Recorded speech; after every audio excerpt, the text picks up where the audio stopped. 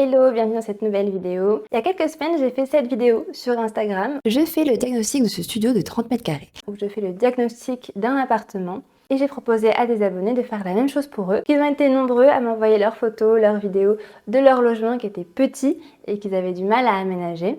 Du coup, j'en ai choisi quelques-uns et on commence tout de suite par celui-ci. Pour cette vidéo, je vais uniquement regarder l'agencement, donc vraiment l'optimisation de l'espace. Je ne vais pas du tout regarder la déco. Donc il s'agit d'un studio. On m'a envoyé ces 4 photos-là et cette petite description. Donc déjà, on m'explique qu'il manque des rangements et de la déco. Donc on va regarder ça tout de suite. Le but de cette vidéo, c'est pas de faire un projet complet, c'est vraiment de faire un premier diagnostic de l'appartement. Donc il n'y aura pas de rendu 3D, il n'y aura pas de avant-après. Hello, c'est la Corélie du futur qui est en train de faire le montage. Il y aura bien un avant-après avec des images générées par l'IA. Donc reste bien jusqu'au bout de la vidéo pour voir une préconisation en images. Donc je vais vous montrer comment je fais chaque diagnostic avant chaque projet client pour que vous puissiez faire le même diagnostic chez vous. Alors, on va tout de suite commencer par cette photo. On voit à gauche la partie avec un lit escamotable et à droite, on voit la partie cuisine. Donc, on va commencer par la cuisine parce que c'est le plus simple. Donc, première chose que je vois, c'est que la cuisine est assez bien placée. Elle est dans un coin, elle est linéaire, elle est assez fonctionnelle. Il y a une plaque évier, un micro-ondes, une machine à laver et un frigo. Donc, voilà, on a tout ce qu'il faut pour être à l'aise et pour pouvoir cuisiner.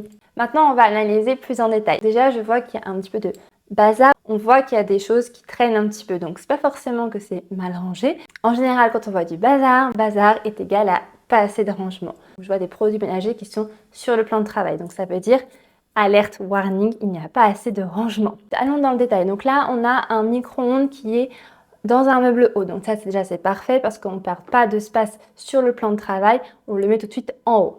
Le bémol que je vois par contre, c'est qu'il n'est pas encastré directement. Alors, il est dans le meuble, mais il n'est pas complètement encastré. C'est-à-dire qu'il dépasse du meuble. Il aurait fallu choisir un meuble haut où on peut mettre un micro-ondes encastrable. Parce que celui-là, c'est pas un micro-ondes encastrable. C'est un micro-ondes normal qu'on a juste posé là.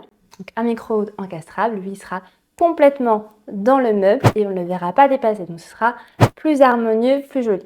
Deuxième chose, on a la machine à laver. Donc, pareil, c'est une machine à laver qui est posée. Donc là, ce que j'aurais plutôt fait, c'est mettre une machine à laver qui est encastrable. Donc, ce qui permet de mettre une porte et pouvoir cacher la machine à laver pour que ce soit plus harmonieux encore, plus joli. Idem pour le frigo. J'aurais carrément joué le jeu et prolongé la cuisine jusqu'à la partie frigo. Donc en fait, je continue la cuisine donc en prenant la même gamme de meubles que la cuisine et je mets un frigo qui est encastré. Donc pareil, comme ça, on ne le voit pas, c'est plus harmonieux et on a des rangements fermés en haut. Voilà pour la cuisine. Maintenant, on passe à la pièce de vie. Donc je reprends la même photo que tout à l'heure, donc où on voit la partie avec le lit escamotable. Donc déjà, c'est très bien d'avoir un lit escamotable dans un studio. Par contre, ce que j'observe, juste en regardant les photos, l'abonné m'a juste envoyé les photos, pas été plus loin exprès. L'idée, c'est vraiment qu'on fasse analyse ensemble, qu'on regarde par rapport aux photos ce qu'on peut déduire aussi de ce qui se passe dans l'appartement. Là, ce que j'observe, c'est que le lit escamotable, il est complètement bloqué. Il y a la table, les chaises devant. Donc, je suppose qu'il n'est pas utilisé. Ou alors, s'il est utilisé, c'est-à-dire qu'à chaque fois qu'on veut utiliser le lit escamotable, il faut enlever la table et les chaises, les poser dans un coin. Mais là, j'ai vraiment pas l'impression que c'est fait comme ça. Donc c'est un très fort indicateur pour savoir aussi comment on va aménager ensuite le reste du studio. Autre chose que j'observe, c'est que pareil, on voit qu'on manque beaucoup de rangement puisqu'on a un espace au-dessus du lit escamotable où il y a des objets qui sont disposés. Et pareil sur le côté droit du lit escamotable. Donc là, on voit bien qu'on a un manque de rangement. Passons à cette photo-là. De ce côté-là, on observe qu'on a un très grand radiateur, donc qui est un peu disproportionné par rapport à la taille du studio. Donc là, je vois qu'il est sur prise électrique, donc il peut être déplacé. J'en prends bien note pour la suite. Et je vois aussi qu'il est beaucoup trop grand. On pourrait en avoir un plus petit vu la taille de l'appartement. On voit aussi très bien qu'on est sous pente. On va devoir s'adapter à la pente pour pouvoir agencer l'appartement. Voici la dernière photo. Donc là, la première chose que je vois, c'est qu'effectivement, donc on a une bonne pente. Et ce que je vois aussi, il y a un espace qui a été un petit peu aménagé sous la pente pour pouvoir mettre des rangements. Mais visiblement, les rangements ne sont pas utilisés. Donc déjà, c'est une piste pour rajouter des rangements. Quand on a un petit appartement, il faut exploiter tous les recoins pour mettre des rangements. La deuxième chose que je vois, c'est qu'on a une table basse. Alors déjà, en verre. Bon, moi, je suis pas très fan des tables basses en verre parce que c'est au niveau du ménage, c'est super. Et en plus, je trouve qu'elle est disproportionnée par rapport à la taille de la pièce. Autre chose que j'observe, c'est le meuble de télé. Le meuble de télé n'est pas mis droit, il y a la pente et il y a le radiateur, donc c'est compliqué de le mettre droit. Donc là, si jamais on ne touche pas au radiateur, moi j'aurais au moins mis, tant pis, je l'aurais mis devant le radiateur, mais le mettre sur le côté, c'est pas terrible. Mais ça, pareil, c'est un truc qu'on peut changer, le radiateur, on peut le déplacer. Donc je vais vous montrer dans la proposition à la fin ce que je préconise. Donc ce que je sais aussi, c'est qu'on a un clic-clac et deux poufs. Donc je peux en dire que les personnes qui habitent dans ce studio aiment accueillir des gens chez eux pour prendre l'apéro par exemple. Donc c'est pareil, c'est des choses que je prends en compte dans l'aménagement futur. Je vois aussi des oreillers, une couette, des couvertures. Donc j'ai l'impression que le clic-clac est plus utilisé que le lit escamotable. C'est encore un autre indice qui me dit que si les personnes préfèrent dormir dans le clic-clac plutôt que dans le lit escamotable, est-ce que c'est utile de garder les deux? Sachant que dans une petite surface comme celle-ci, il faut savoir faire des choix.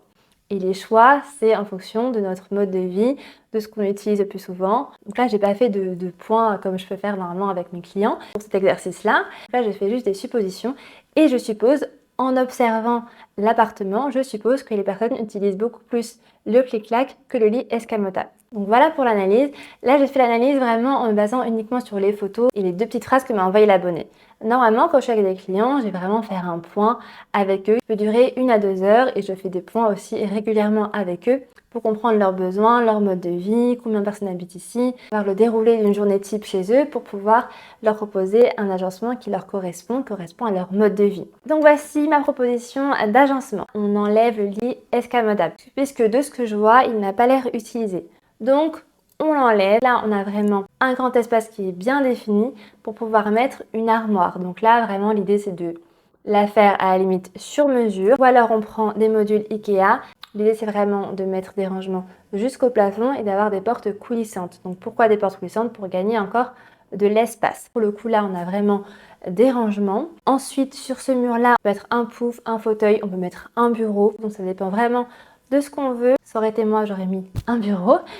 Ou alors garder une table si vraiment on a envie d'avoir une table haute pour manger. Ensuite de ce côté-là, je changerai le radiateur, je le prendrai plus petit et je le mettrai plus sous la pente. Ce qui libérerait de l'espace sur la droite pour mettre le meuble télé ainsi que la télé. Ensuite, je change ce clic-clac. Si vraiment on dort sur le clic-clac, autant investir dans un vrai canapé convertible pour couchage quotidien. Ce canapé-là, ils ont un matelas qui est vraiment très épais, donc on a vraiment l'impression d'être dans un vrai lit. Ensuite, je changerai la table basse et j'en mettrai une qui est relevable. Et je stockerai les chaises dans les rangements qui sont sous pente. Évidemment, en mettant une porte pour cacher tout ça. Comme ça, quand j'accueille des personnes, hop, on relève la table, les chaises pliantes autour.